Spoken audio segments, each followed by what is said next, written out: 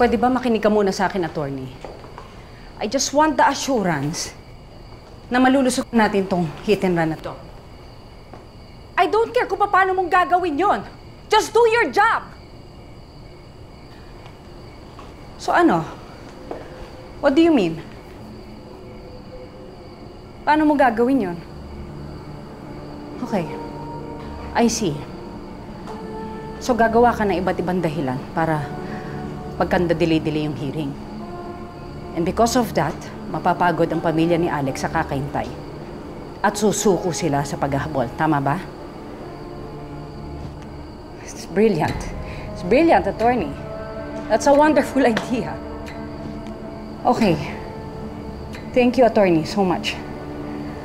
Bye.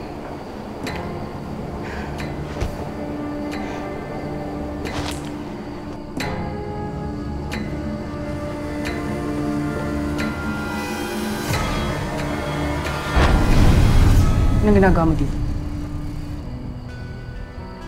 Delaying tactics ba talaga, Tita Natalie? Nakikinig ka sa usapan ng may usapan. Chismosa ka. Bastos yung ugali na yan, ha?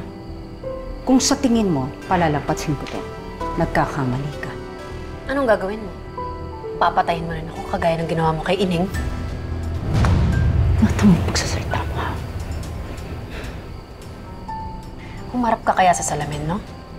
Sabihin mo yan sa sarili mo. Hindi ka ba nakukonsensya, ha? Bakit ba ayaw mong panagutan yung ginawa mo? Aksidente yan nangyari. Anong gusto mo? Pagbayaran ko to habang buhay ko? Ha? Kahit ano pang gawin mong delaying tactics, kilala ko si Alex. Itutuloy nila ang kaso para kay Ining. Oh my God! Rose, grow up.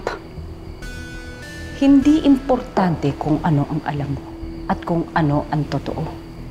Ang importante kung ano ang kaya mong patunayan at kung sino ang pwede mong bayaran. Pera lang ang kailangan. And that I have. FYI.